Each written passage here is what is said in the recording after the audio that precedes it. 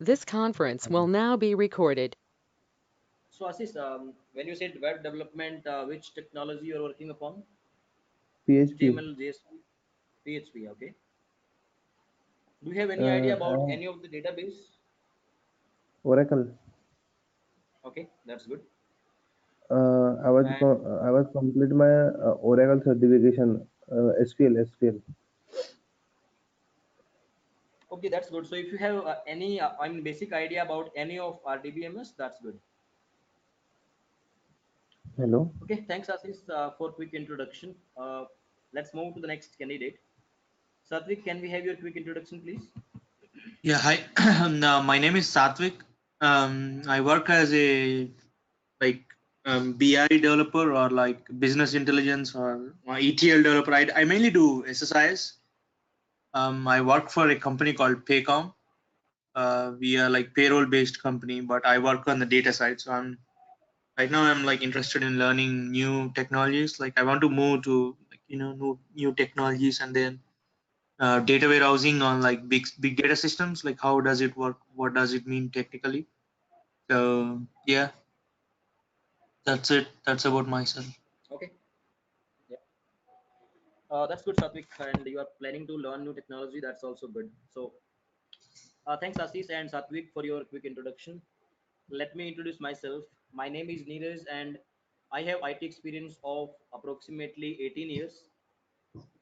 Out of these 18 years, if I talk about my last 8 years, starting from March 2011, I'm working on Hadoop, HBase, Hive, Pig, Scoop, Spark, Scala, and much more. Along with working on these technologies, I share my knowledge with working professionals like you so that other people can also learn big data and so that other people can also jump into this big data world. So that's a quick introduction about me. And now we are ready to start with introduction to Hadoop, or you can say introduction to big data. So before we start, please confirm if you can see the screen. Yes. Can you be a bit louder? I Okay, can't. I can't really hear you. I mean, okay, just give me a moment. maybe or adjust the settings maybe Right, somewhere. right. Is it better now? Little bit. I mean, not really, but little bit. Okay, just give me a moment. Let me adjust my mic.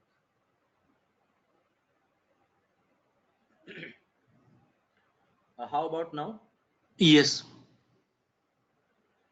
Okay, that's good.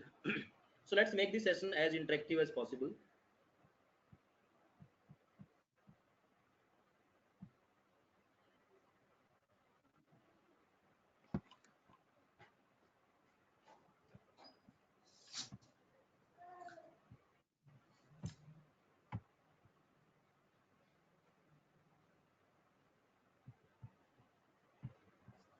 Just give me a moment.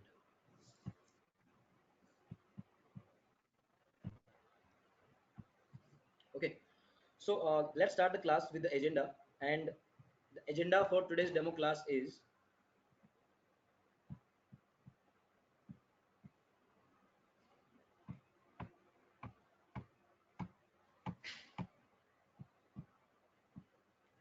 are you guys able to see my screen? I think there's some issue with screen sharing.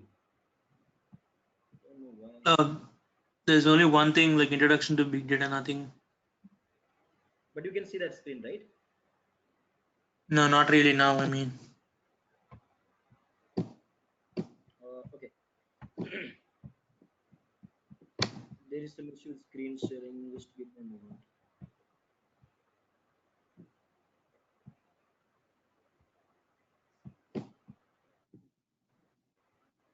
yeah. Is it visible now?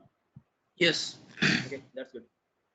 So the agenda for this demo class is Internet in real time. What is Hadoop? Master slave architecture. Hadoop distributed file system, which is known as HDFS in short. MapReduce.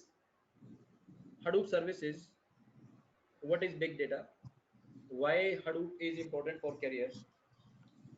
Prerequisites to learn Hadoop and Hadoop training details. So this is the agenda and we will be exploring all these things in much more detail. Starting with first one, that is internet in real time. So we all are using internet throughout the day, right? We are using net banking, we are using Facebook, LinkedIn, Twitter, Google, YouTube, Instagram, and many more things over internet. And whatever thing we do over internet, that is ultimately increasing the data over internet.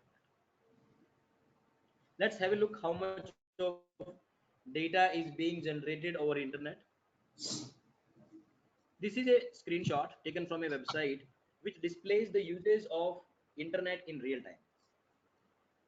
If you will look at the bottom of this screenshot, it says, by the way, in the 5 seconds you have been on this page, approximately 1,12,870 GB of data was transferred over the internet. Just 5 seconds of time has generated 1,12,870 GB of data. If you want individual details, these are also displayed. You can see this. In the last 5 seconds, 55 new accounts were created on Twitter and 28,500 tweets were made on Twitter.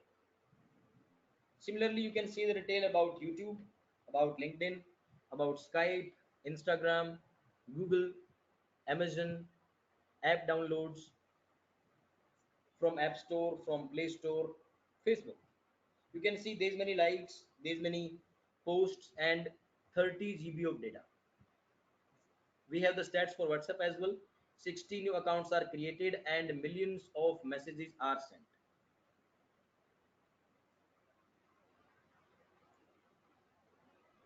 So you can notice that there are a lot of things happening over internet every single second, and everything you do over internet is ultimately increasing the data. If 5 seconds of time can generate 1 lakh few thousand few hundred GB of data, then just imagine what would be the data size if I talk about the data which generated in 1 day or 1 month or maybe last 5 years. So gone are the days when we were dealing with MB or GB of data. Now we are dealing with terabytes, petabytes, and zettabytes of data. And to deal with terabytes and petabytes of data, your traditional approach, Microsoft SQL Server, Oracle, Informatica, these things are not capable to scale themselves till that level. We have the new technology in the market, the red hot topic, that is Hadoop, which is capable of handling large amount of data very easily. So let's talk about what Hadoop is. So Hadoop is an Apache product. That means Apache is the company which is developing this tool, and it's an open source.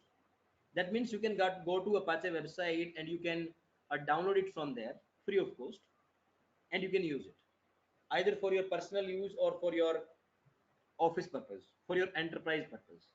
It's free of cost available. The next is distributed storage. Hadoop provides us distributed storage and distributed processing. In order to understand what distributed storage is and what distributed processing is, we will take an example.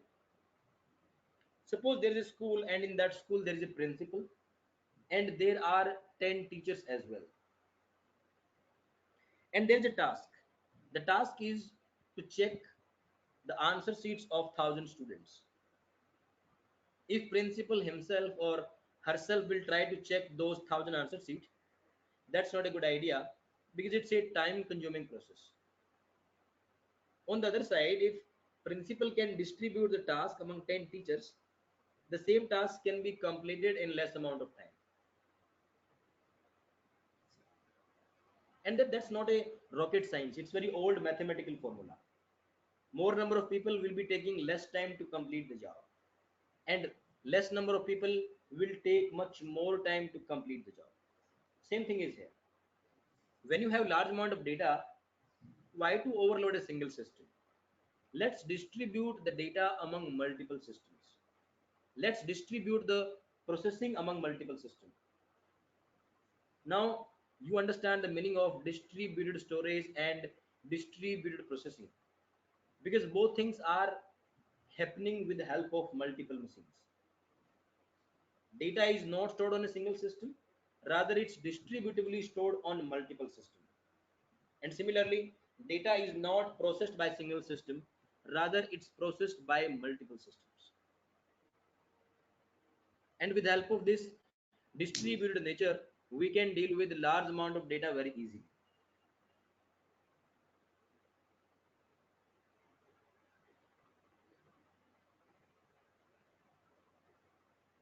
So till this slide, if you have any doubt, you can ask me. Otherwise, we'll be moving to the next slide.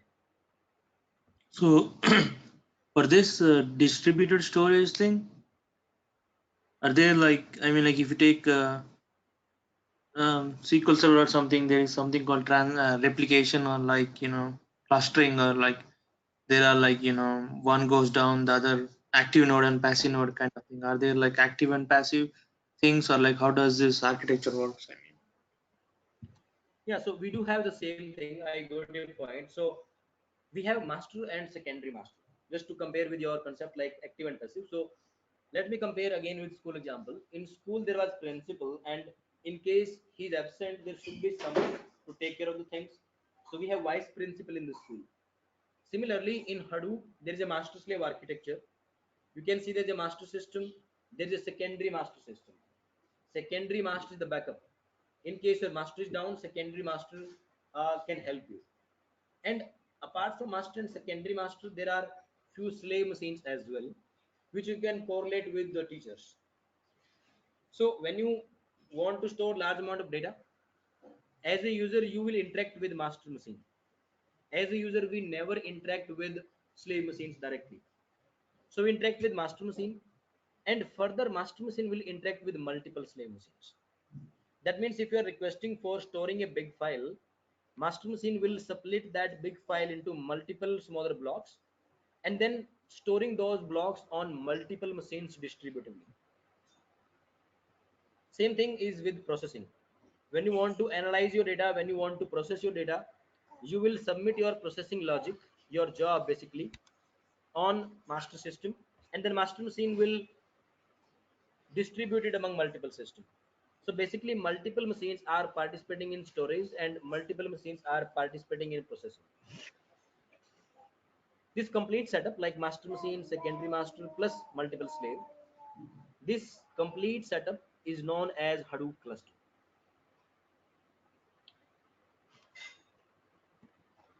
So any doubts on this master slave architecture, you can ask. yeah. So when you say like distributed across multiple systems, say I have a Twitter feed daily, which the job runs from like morning 9.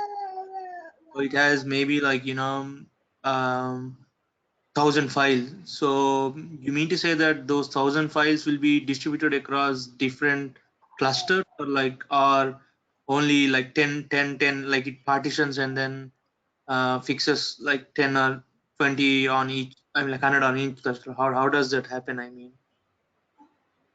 So first of all, you even suppose you have only single file. Let's forget about 1,000 file. If even you have a single file, even that Mm-hmm. single file will be splitted into multiple parts, and those multiple smaller parts will be stored on multiple systems. So that when I want to process that file, I'm not overloading a single system, because multiple machines will be participating in processing of that data, because smaller parts are available on multiple machines. So there is a formula like the size of the file divided by 64, because 64 is the default block size in Hadoop. So suppose you have a 1 GB file. If you will divide 1024 MB by 64 MB, it would become 16. So basically your 1 GB file will be split into 16 blocks, and those 16 blocks will be stored on multiple machines as per the number of machines you have. You may have one machine, you may have 10 machines, or you may have thousands of machines. Accordingly, it will be distributed. Okay, but when you distribute like the same file across different things, when you run some analytics on that, like how does it integrate again and then give you the accurate results? Yeah, we'll come to that point as well in upcoming slides. Okay, okay. I'm sorry. Okay, yeah. That's okay. So this is only about master slave architecture. Till this slide, if you have any doubt, you can ask me. Otherwise, we'll be moving towards exploring the two component of Hadoop. One is distributed storage and another one is distributed processing.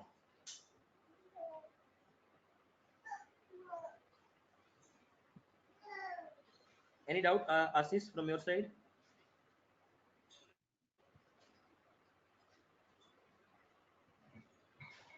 Hello, hello. Any doubt from your side, Assis?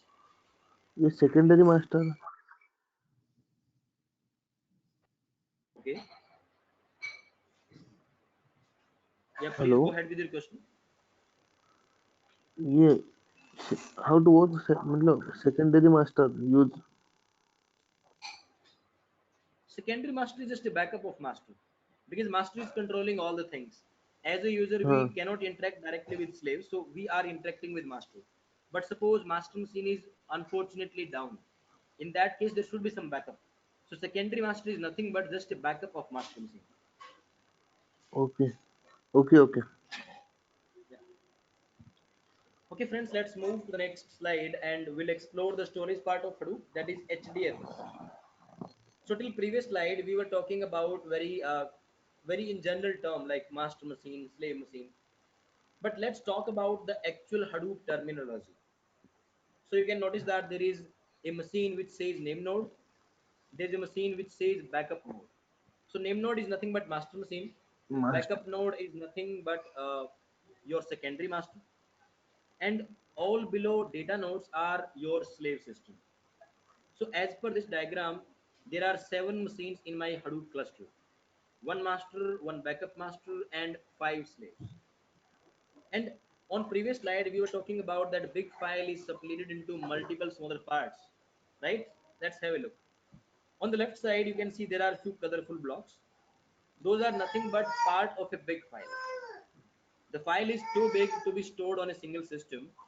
What Hadoop has done, Hadoop has separated that big file into multiple smaller parts. And now you can notice that those multiple smaller parts are stored distributively on multiple data nodes. So every data node, or we can say every slave machine, is participating in the storage. Name node and backup node are not maintaining any block, as you can notice here, because master machine and backup master, or you can say secondary master, they are just for maintaining the things, just for managing the things and coordinating between slaves. They are not actually participating in storage and not participating in the processing. Only slave system are participating in storage and in processing. So in case you have any doubt on this storage part, that is HDFS, you can ask me. Otherwise, we'll be moving to the next slide and we'll talk about the distributed processing part. No. No doubt. Okay, that's good. So, Yeah, can you go go back ahead. for a second if you don't mind? Okay, So, just give me a moment. when you say like, no, yeah, this one. So when you say like the name node and backup node does not participate, That's like right. when you say like when you write a query and you pass it to like which of them to get the data. I mean, like there are many clusters here. I mean, No, you are getting confused with cluster. Cluster is complete set of this is one cluster. One master, one backup master, and few slaves. That is your one cluster. Now no. your Okay, name okay. node does Forget not about the cluster. process that. I'm sorry for misinterpreting it. Say you have some query. I mean, like you passed it to this like entire thing. So if name node and backup node name node doesn't participate in it or backup node doesn't participate in it, like the query request goes to which of the data nodes? I mean, Okay. So first of all, let me tell you that Hadoop is not a database. It does not have the concept of tables, rows, or columns. So instead of queries, let's use some other word like Hadoop job. Now coming to your point, like if we want to process some data and the data is definitely not available on master machine, so how does that work? So master machine is only for coordinating. That means as a user, you will submit your job to master machine, and then master machine will distribute that job among multiple slaves. It's completely master machine's duty to distribute your job and to get your job completed. As we discussed earlier, as a user, you never need to interact with slave machines directly. But name node and backup node are not actually storing and processing the data by themselves. Let me again compare with school example. Principal was not checking any answer sheet by himself or herself.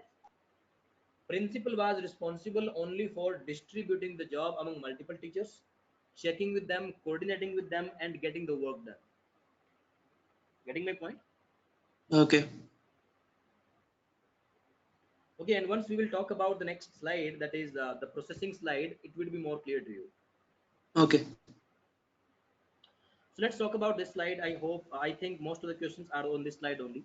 So MapReduce is the processing part of Hadoop, and it plays very important role. Why it's playing important role, and why the storage part was not playing the important role? Because storage nowadays is not a big deal. You can add extra hard disk to the system.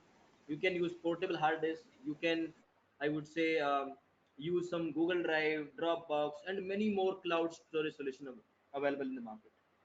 So storage is definitely not a big deal.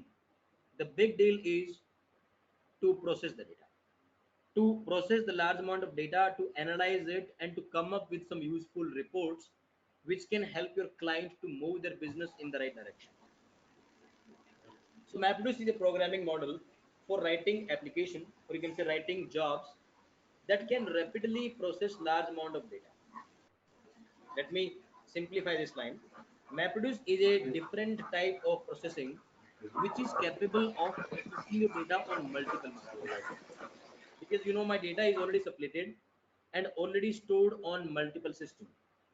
Now I want such a technology which is capable of processing the data on multiple machines parallelly. Then only my large amount of data can be processed in less amount of time. So MapReduce consists of two things: map and reduce, or in other words, commonly known as mapper and reducer. What mapper is, what reducer is, we'll try to explain you with the help of school example so that it's easier to understand, and then we will correlate it with Hadoop. So let me remind you that principal distributed the task of checking 1,000 answer sheet among 10 teachers. That simply means that every teacher is responsible for checking 100 answer sheets, right? And they can do that independently. They are not dependent upon each other. They can do parallelly. First teacher is checking first 100 answer sheet, next teacher is checking next 100 answer sheet, and so on. All teachers are working parallelly. But now at the end, and Satvik, coming to your question, how the output will be merged? Because 10 teachers are working independently, they will prepare 10 small different results independently. Principal may say that I have distributed the task among all of you, that's fine, but that does not mean that you 10 teachers will be giving me 10 different results. I don't want that. I still want one consolidated result for my school.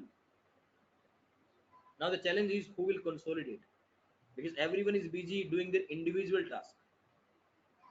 So principal will choose one teacher, and principal will say that could you please collect the small result from all teachers, including your own result, and consolidate that into a single result and hand over that result to me. That's what I'm looking for. Now the individual task every teacher was doing, that task is known as mapper. And the last task, one teacher was collecting the small result from all other teachers, including its own result, and consolidating that. That consolidation activity is known as reducer. I hope that made your concept clear. Let us correlate with Hadoop. As a user, you submitted a job to master machine, and master machine distributed that job among multiple slave machines. And every slave is working independently, because every slave has its own hard drive, its own data, its own RAM, processing power, everything. They are working independently and parallelly. But at the end, master machine will choose one slave and will ask that you have to consolidate the output. That particular system will be fetching the intermediate output from all other systems. and then consolidate that to generate final output. If you want to read some definition type of stuff, it's there on the slide. Mapper processes input data independently on multiple machines to generate intermediate output data. And reducer fetches intermediate output from all mappers and generate final output data.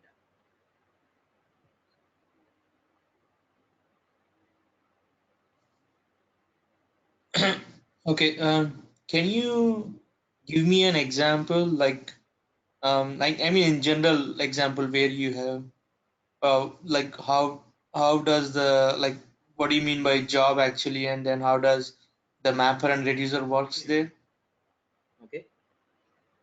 So suppose there's a server, and that server is logging out the important events in a log file. So Mm-hmm. your server started at some time, your server is facing some memory crunch, your server crashed unexpectedly.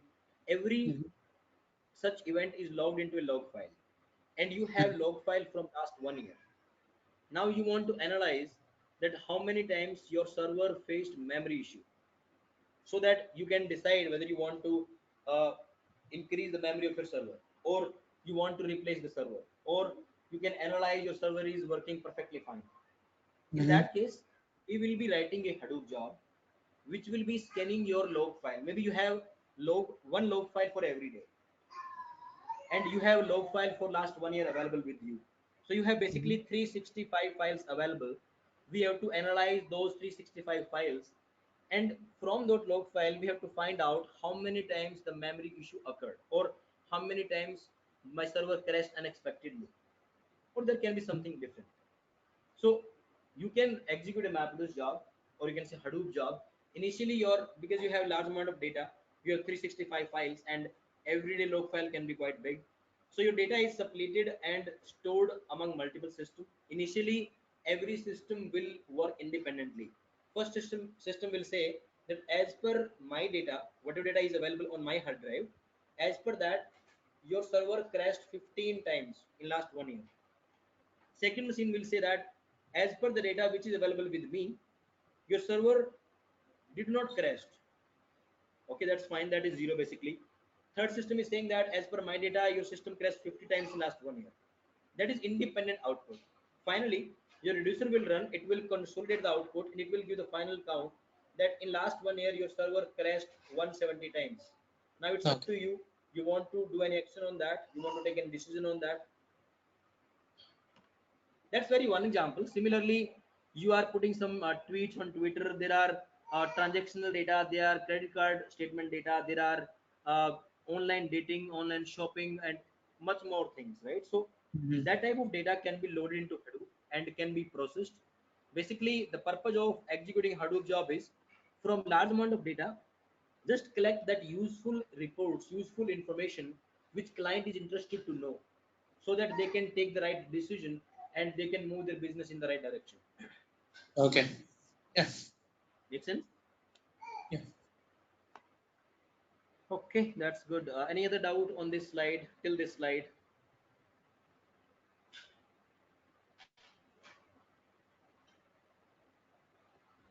Let's move to the next slide. Next is Hadoop services.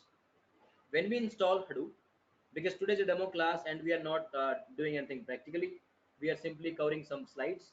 But usually when we start the batch, everything will be covered practically. And for that, Hadoop should be installed on your system, so that whatever I do on my system during the class, you guys can also try after the class. So once we install Hadoop on our system, there are few services running. And what are those services? Let's talk about that. The first two services are name node and data node. Name node is a service which runs on master machine, and data node is a service which runs on every slave machine. You may be thinking that few slides back I was saying that master machine is known as name node and slave machines are known as data node. But the truth is, name node and data node are services which are running on master and slave machines respectively. And that's why we call that master machine as name node. and we call the slave machines as data nodes. These two services are taking care of storage part of Hadoop, splitting a bigger file into smaller parts and then storing them on multiple machines. The next is job tracker and task tracker. Job tracker is running on master machine and task tracker is running on every slave machine. And these two services are taking care of processing part of Hadoop, the MapReduce part of Hadoop. In order to understand these in more detail, we'll move to the next slide and you will see this.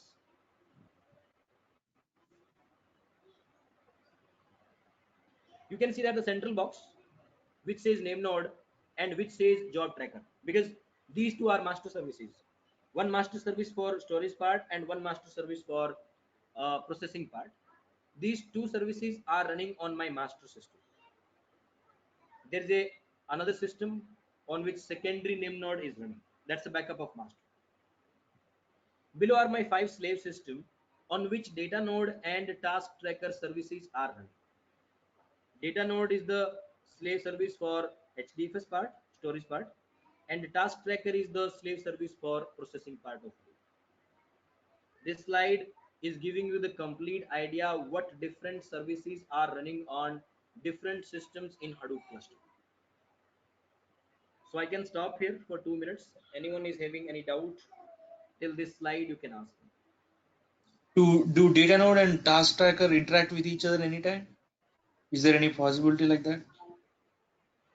Absolutely. Because when you are assigning some task to task tracker, you are saying that process this data. The data will be provided by data node only. Oh, okay. Task tracker So when is not you responsible want to for query storage. something, Task tracker can only process, but in order to process, it needs the detail about the data, where data is located. So data node will provide the required data to task tracker, and then task tracker will apply the logic on top of it. okay. So in simple words, data node is taking care of storage stuff, how to store the data, how to split the file, how to maintain duplicate copies of data, so that if one system is down, then my entire job should not get failed. That is duty of data node. Task tracker is more responsible in the context of processing. It will take the data, it will try to process, it will do the mapper part, it will do the reducer part, it will consolidate the data. So in simple words, it will take care of processing of your data. Okay. Okay, moving to the next slide. What is big data? Till now we were talking about Hadoop, and now we are saying what is big data. The question is, Hadoop and big data are the same, or are they different, or they are interrelated? Because usually people use the term interchangeably. Sometimes we say that I want to learn Hadoop, and tomorrow you say that I want to learn big data. But let me tell you what the difference is. First of all, big data is story of 3 V's, and those 3 V's are volume, velocity, and variety. Volume we have seen on very first slide. 1 lakh 200 2000 GB of data was generated, and that large amount of data was generated just in 5 seconds. That means even velocity is very high. And if I talk about variety, that means we have audio data, video data, Facebook messages, tweets, transactional data, and much more things. So even the variety of data over internet is quite high. And if you will combine all these 3 V's, volume, velocity, and variety, that means your data is very, very complex. And to deal with complex data, your Hadoop is not sufficient, because Hadoop is a base technology. On top of your base, on top of your Hadoop, we would need a few more technology, or let me rather say sub technologies like HBase, Hive, Pig, Scoop, Spark, Scala, etc. These technologies are known as sub technologies because they are dependent upon Hadoop. Now coming to the difference like between Hadoop and big data. When I say Hadoop, that means only and only Hadoop. And when you say big data, that means Hadoop plus its sub technologies. In the beginning, when I was introducing myself, I was saying that I'm working on Hadoop, HBase, Hive, Pig, Scoop, Spark, Scala, etc. To make it simple, I can say that I'm working on big data. That's all. So whenever you join any big data project, I would say only Hadoop will not be there. Along with Hadoop, there will be few more sub technology involved. So you need to learn big data, not only Hadoop. And that's why the training program which we are planning, the 1 month training program, that's a big data training program. All these topics which are displayed here, like HBase, Hive, Pig, Scoop, Spark, Scala, will be covering during our 1 month training program along with Hadoop. So I hope that's clear to both of you. In case you are having any doubt till this slide, you can ask me. So I mean, like, I have read, or someone told me that you can, like,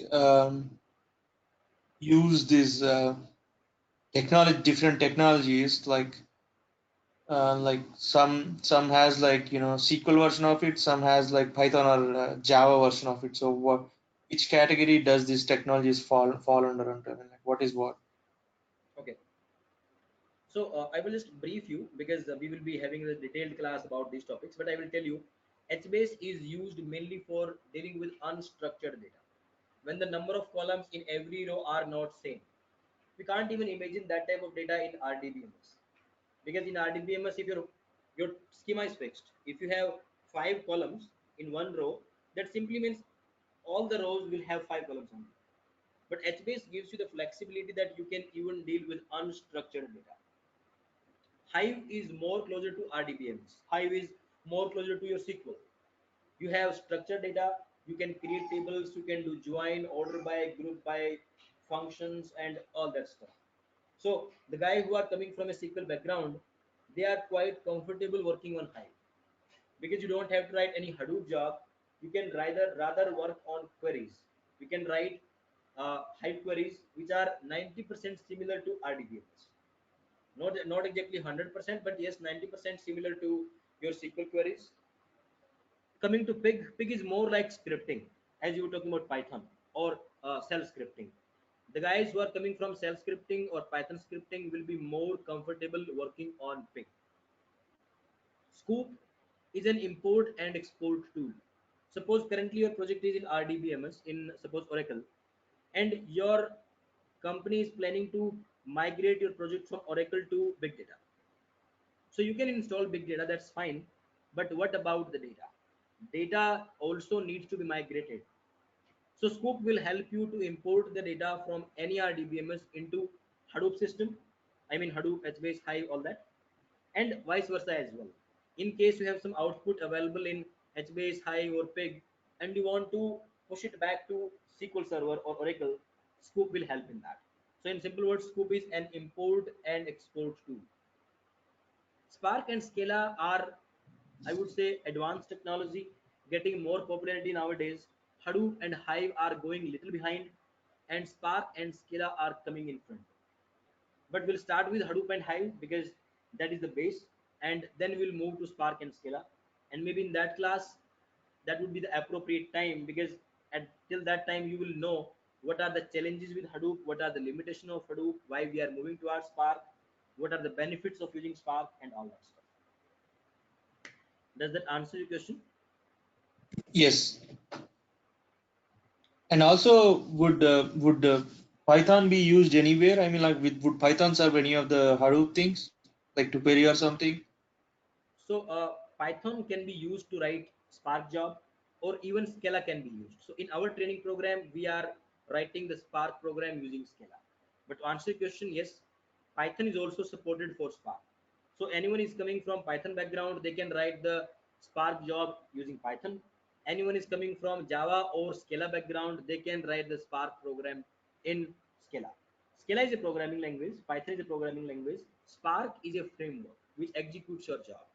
So you can write Spark job either in Scala or in Java or in Python. All three languages are supported.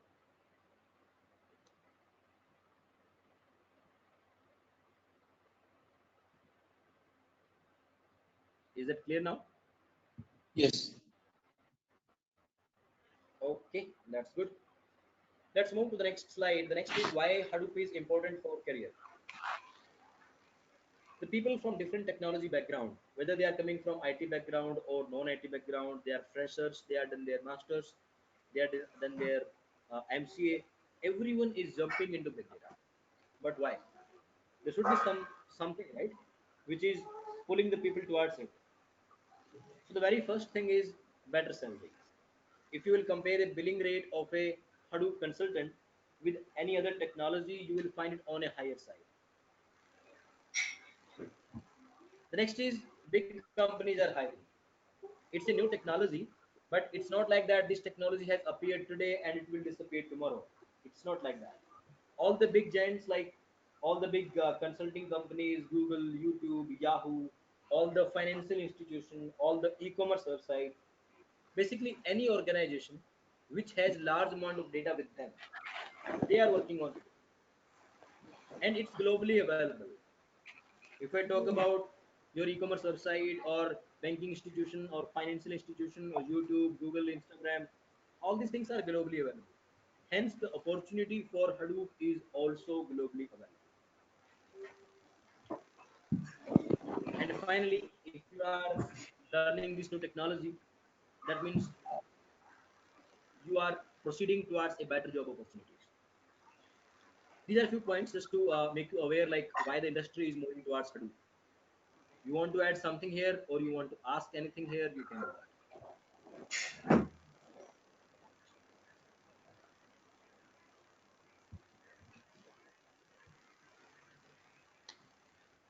Okay, let's quickly move to the next slide. We are technically done with Hadoop demo class.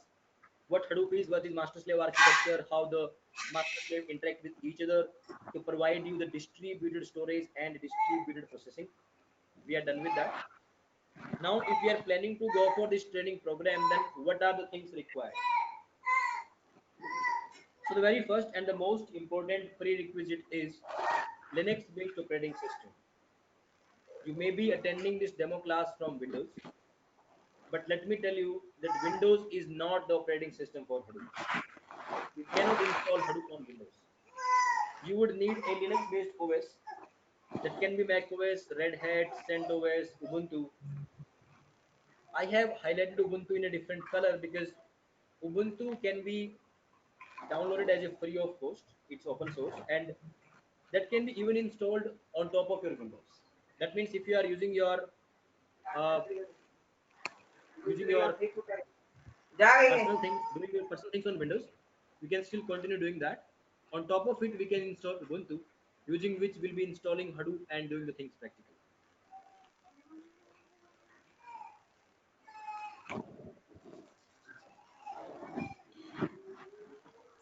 So that's first thing, and that is achievable. That's hardly 15-20 minutes one time activity, so that's not a big deal.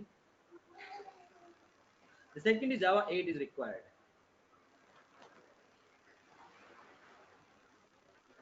So we don't need any Java knowledge. We're talking about Java software.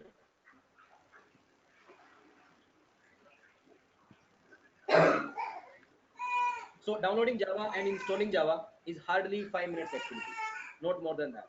So that also in our reach we can do that. Disk space and RAM is required. Disk space is required to hold the large amount of data, and RAM is required to process the large amount of data. And the best part is there is no minimum requirement from Hadoop side. That means whatever PC, whatever laptop you have with any configuration, that's good for Hadoop. If you have 2 GB RAM, that's good. If you have 4 GB RAM, that's great. But it does not mean that with 2 GB or with 1 GB you cannot install Hadoop. It's not like that. On any Linux-based operating system with any hardware configuration, you can install Hadoop.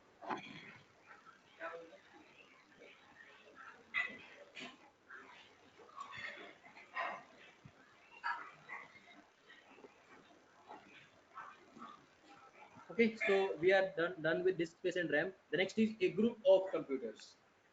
In previous slides, you must have noticed that there was a master system, there was a secondary master, and there were few multiple slaves. But in order to learn Hadoop, we don't really need multiple systems. You can install Hadoop on a single system because logically that system can work as a master as well as slave. Just like I can send an email from my email address to my email address. Similarly, your single system, your single laptop can work as a master as well as slave. So friends, these are the prerequisites for our training program. In case you are having any doubts on this, you can ask me. So when you say like it works on a single machine, so say I have installed Hadoop on my machine. So how does it configure the master and slave and then the secondary thing? I mean, are there on the single machine or does it have some cloud thing and then it replicates that? So there is no cloud. You can install Hadoop directly on your own system, and there will be separate class for that. You don't have to search here and there for anything. How to install Ubuntu, that I will explain. How to install Hadoop, that also I will explain. There will be step-by-step process, and we'll do that. But to exact answer to your question is there is no cloud required. Everything will be on your own system. Okay. Okay, let's move to the last but not the least slide, that is Hadoop training details. So there are two types of Hadoop training. One is Hadoop developer training. As the name indicates, the people who are coming from Java background and who are working as a developer, those can go with Hadoop developer profile. More common and more famous profile is Hadoop admin profile because that does not need any Java knowledge. So anyone coming from database, data warehousing, informatica, mainframe, business intelligence, QA background, and even non-IT, those people can very easily go with Hadoop admin profile. Now coming to the point, like what type of training I will be conducting. Our training program is Hadoop admin plus Hadoop developer plus HBase, Hive, Pig, Scoop, Spark, Scala, and a POC, proof of concept, or you can say a mini project which we will be doing in the last week of training. Out of this topic, only Hadoop developer, that would be hardly two classes, because out of 5 week training program, 4 week training program is common for admin and developer, because this HBase, Hive, Pig, Scoop, Spark, these are common. In 1 week, 3 classes will be specifically for Hadoop admin, and 2 classes will be specific for Hadoop developer. In simple words, even if you don't know Java, that's not an issue, because out of 5 week training program, only 2 classes would be about developer, and only those classes would need a little bit of Java knowledge. I have some Java recordings with me. Those are my recordings only. I can share that with all of you if you guys want to explore Java a little bit, so that you can understand those two developer classes, so that those two classes will make some sense for you, so that you will have some basic idea about development. Because nowadays the industry is moving towards that they want someone who can work as an admin come developer. If you blindly say that you don't know anything about development, that's not good at this point of time. 3 4 years back there were separate openings for developer and admin, but at this point of time you should know little bit about it. You may not be an expert in Java, you may not be becoming Hadoop developer expert, but you should know little bit about that. That's why for introduction purpose I have introduced these developer classes. Apart from that, Hadoop admin, HBase, Hive, Pig, Scoop, that does not need any type of Java knowledge. So this is the technical detail about the training program, and the non-technical details are 5 days a week. That would be Monday to Friday morning India time. The same is Sunday to Thursday evening US time. So friends, with this slide, we are done for the day. I hope it should have give some idea what Hadoop is all about. In case you're having any doubts, technical, non-technical, timing, anything, you can ask me. So this HBase, Hive, Pig Scoops, Spark, Scala, everything. When would you cover that? I mean, is that part of developer or like when would you cover that? That's common. HBase, Hive, Pig, Scoop is the common for admin and developer. That's part of our training program that we will be covering during our training. Oh, okay. So these HBase Hive will be like all 5 days. We'll discuss something on that. I mean, I did not get your last point. Please come again. no, HBase Hive, Pig, Scoop, Spark, and Scala. You'll be teaching in all 5 days. I mean, something. I mean, like, something the other thing. I mean. Yeah, 5 days only. I mean, these are initially we will start with Hadoop. Out of 5 week training program, the initial 3 weeks will be dedicated for Hadoop because that is the base. If you are strong on base, if you are comfortable with Hadoop, learning this technology will not take that much time. And the in remaining 2 weeks will be covering this HBase, Hive, Big Scoop, and Spark. Oh, okay. Okay, I got you. Okay. Okay, I got you. Okay. First 3 weeks will be Hadoop admin and developer. 2 weeks will be for other technologies. That's it, right? Right. Okay. Okay. Okay. Any doubts from your side, Ashish? No, no, no, sir. Okay. Thanks, guys, for attending the demo class, and I appreciate you guys make it interactive. We'll meet again, and then we'll explore Hadoop. As I told you that we will be installing Ubuntu, we'll be installing Hadoop, so that you and me are on the same page. And whatever things I will demonstrate during the class, you guys will be able to do it practically on your system. So thanks for attending the class. We'll meet again, and we'll keep you posted for the batches and the new link for the actual regular classes. So that's all from my side. Have a happy weekend. Thank you. Thank you.